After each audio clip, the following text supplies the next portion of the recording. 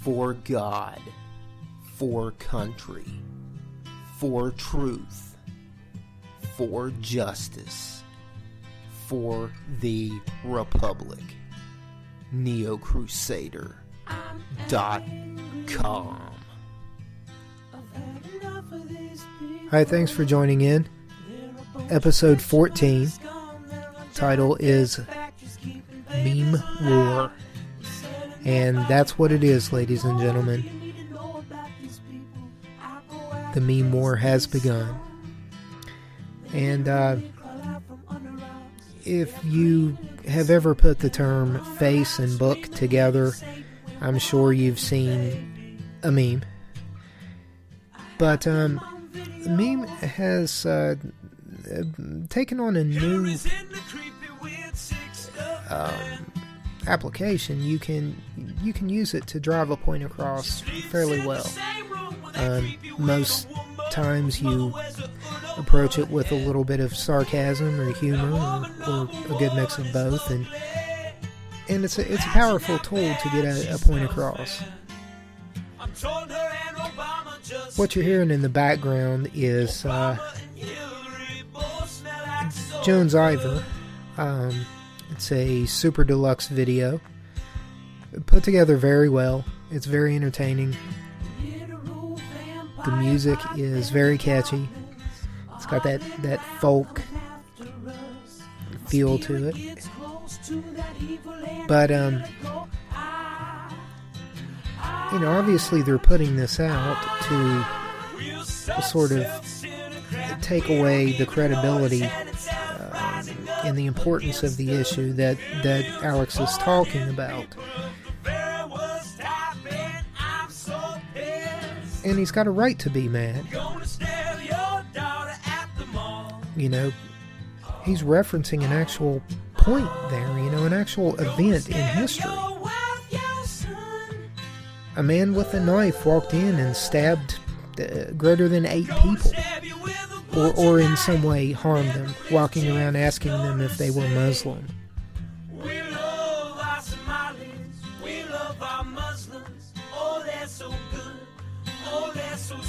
Then they get one little more jab at him. I was watching Fox News as I worked out this morning. So, again, it's a tool. The meme war began when I guess CNN had a meltdown over a meme that somebody had produced of the president during his SmackDown days, I guess. That somebody had taken the CNN logo and placed it over the head of a wrestler, and so the president is smacking down CNN. And they had an absolute literal flip out meltdown, session. And so,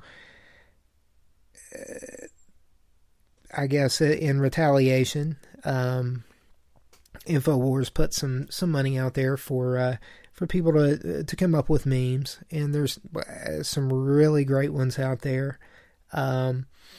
But on the other side, you see something like super-deluxe with the song you just heard coming back, and they're sort of striking back now against Alex, because he has been very vocal. He's been sort of the Paul Revere, if you would. I know there are others out there, but he's sort of been the tip of the spear. Anyway, it's there's a little deeper aspect to it. So super-deluxe, they started out as a digital comedy website, sort of flopped. They got rolled into Adult Swim, and then they reinvented themselves, sort of rose from the ashes and became their own standalone again. They're owned by Turner Broadcasting, none other than Ted Georgia Guidestones Turner. So you have sort of the elite, again, sort of in their attack on Alex. And so yeah, he can get a little sideways from time to time, but who can't? Especially when you're talking about, the raping of kids, or the genital mutilation, Satanists screaming "Hell, Satan" at anti-life or anti-abortion protests. So, yeah, I mean, this is nothing new. I'm not breaking anything. I've said this over and over and over again. This is an attack. It's an evil. It's a eugenics-based agenda, which has been in motion for quite some time. This is nothing new. But everything that was in that video of importance that super-deluxe put out, you can go underneath the media player on the podcast website, neocrusader.com/podcast. And then, of course, this is episode 14, so just click on that. All the lyrics are there. The important points actually have links to credible websites. Video doesn't lie. The internet may, but, if you can see it in black and white of Satanists talking about how they're proud to kill their babies, and I mean, it's sick. It is sick. And the aggression of these people. When did we become a group of people who were bullied? I don't want to sound proud, or I don't want to sound, arrogant, but we're Americans, and we're the last line of defense in some cases. So if we lay down to it, if we allow people to come in and invoke jihad and just do the things that are going on currently, we're not going to have a civilization much longer. And I believe we see that now. Looking at the landslide results of this, this last election, I mean, it's very obvious that, the president, with his message, struck a chord in mainstream America. And that's a good thing, But, just go in. I've posted the lyrics underneath the website. Underneath the media player on the website. So, take a look. It will open your eyes. If this is the first time you've been introduced to it, if it's not, then more than likely this is just a refresher or something that you may have read 2 years ago. Because some of the stuff I'm referencing is especially in the last verse of this folk smash hit. It's very wild to look at the articles from 2015 when they're touting integration and pro immigration, just bringing in floods of people unvetted, unchecked. And then now looking in 2017, 2 years later, at the outcome of an officer just shooting a woman who was in this Somali police integration. So it's interesting to look at. It'll sort of open your eyes. But yeah, it's just one of those things that you really, you want to put it out of your mind. You want to dismiss it as conspiracy theory, because if you believed that it was happening, if you actually saw that it was indeed, if you verified for yourself that it was real, then you would either have to live in fear of it or do something about it. And do something about it is as simple as being vocal about it. And, tonight, I thought maybe that a commentary, which is something I've not really done. I've always had somebody on, just sort of, riding shotgun and having a conversation. But tonight I thought I'd do some commentary. It may be a short episode.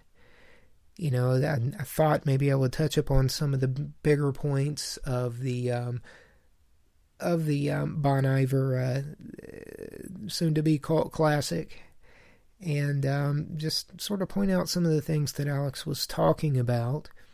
And then what I would also like to do is maybe just discuss a little bit about my experience in trying to get an interview with a representative from the Midwest Antifa movement, the group on Facebook. I sent them a very nice note, and so, I guess at the end of the show here, I'll touch upon that last, but let's get into the whole Jones-Iver thing. Let's dig a little into this. Well,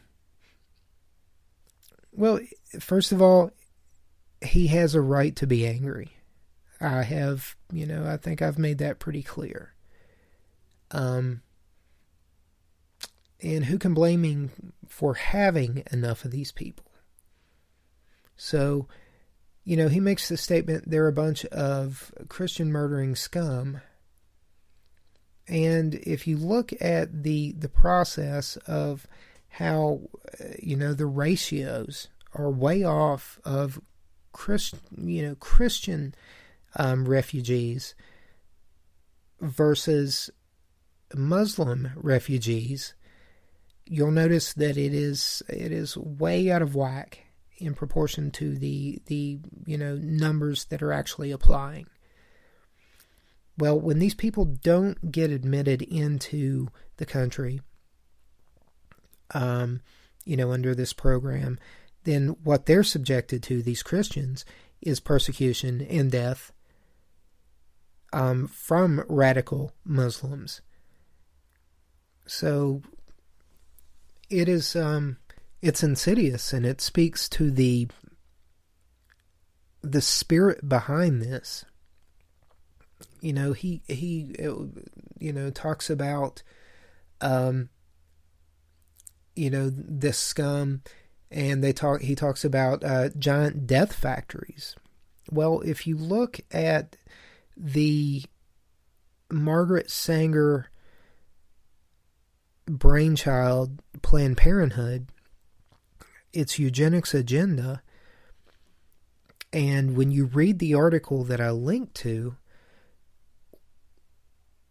well, they are giant death factories, and they do keep babies alive to sell body parts.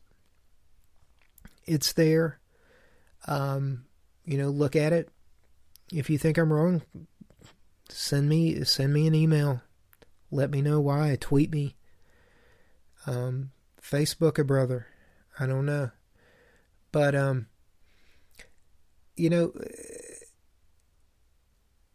he sort of has a rhetorical question. He says, what more do you need to know about these people? I'm going to leave that one a surprise for you. Go ahead and click on that, because there are some things you need to know about these people. A few more things, that you need to know about Planned Parenthood and its satanic eugenics agenda. But he talks about going out and facing this scum. And he talks about how they crawl out from under rocks